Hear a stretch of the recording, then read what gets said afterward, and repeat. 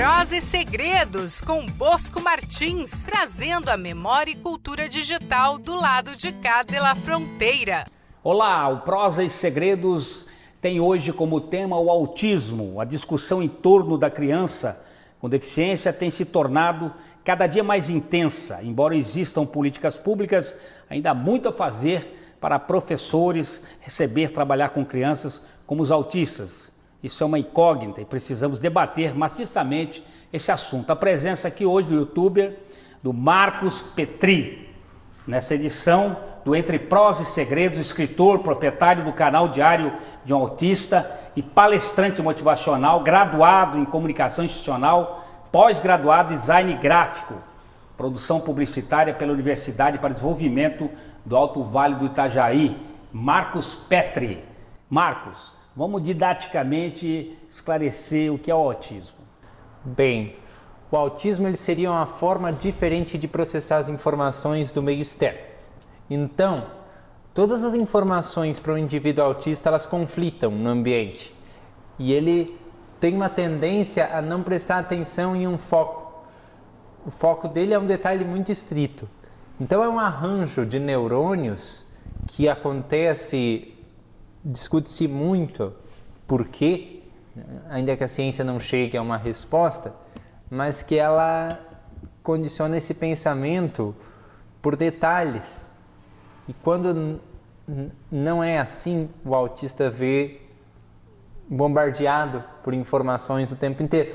Ao passo de que a pessoa dita normal, que se chama neurotípico para a ciência, ela não tem essa característica. Quais as consequências para o indivíduo nessa condição, Marcos? As consequências principalmente se dão na sociabilidade, que é reduzida, e a linguagem, que ora pode ser reduzida, ou ora pode ser eloquente bastantemente também, mas gera problemas de comunicação igualmente. Também outra característica que vem por conta do arranjo neural é que o toque é muito irritante e pode ser às vezes até doloroso. E estímulos como esses que eu te falava do ambiente também. Uma música muito alta, umas luzes de festa ou de danceteria podem irritar os olhos, fazendo-os doer, por exemplo. E essas características coexistem com a dificuldade de encontrar um foco onde tem muitas pessoas falando ao mesmo tempo, ou coisas acontecendo ao mesmo tempo. Uma sensibilidade mais aguçada, aquela questão dos grandes compositores que você tinha colocado, por que eles eram ditos como autistas?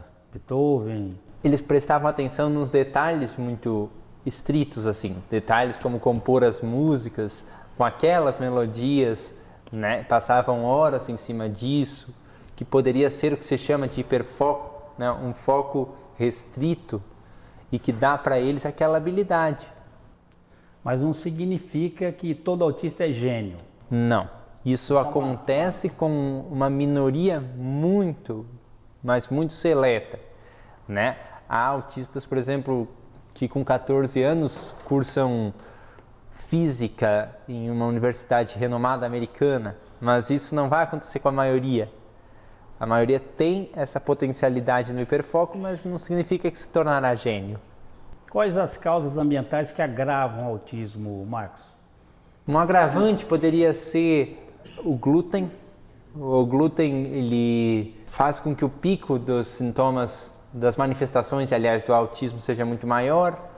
Por exemplo, ambientes muito cheios contribuem para uma qualidade de vida menor naquele espaço, né?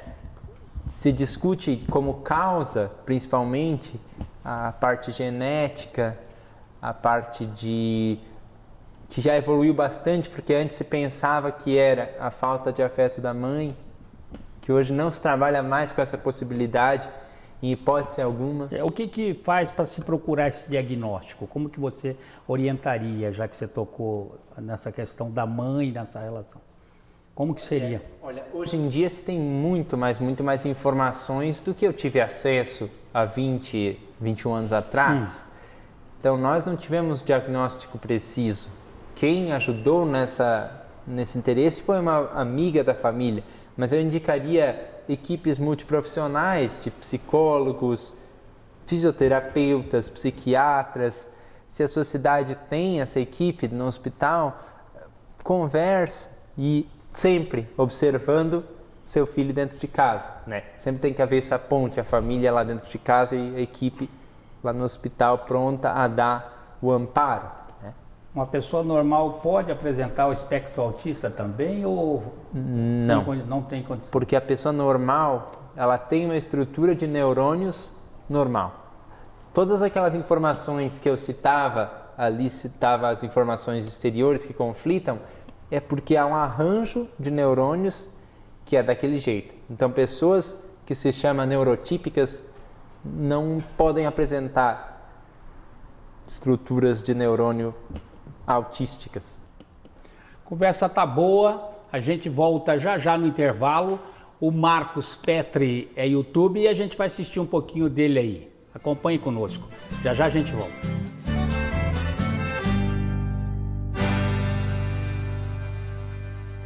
Olá, eu sou o Marcos Petri, sejam muito bem-vindos e bem-vindas ao meu segundo canal no YouTube.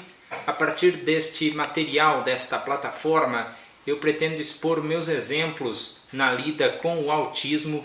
Eu sou autista e portador de uma deficiência, lesão cerebral, e através dos meus próprios exemplos eu busco ajudar famílias que tenham pessoas autistas ou as próprias pessoas autistas que vierem a assistir esses vídeos, esse canal.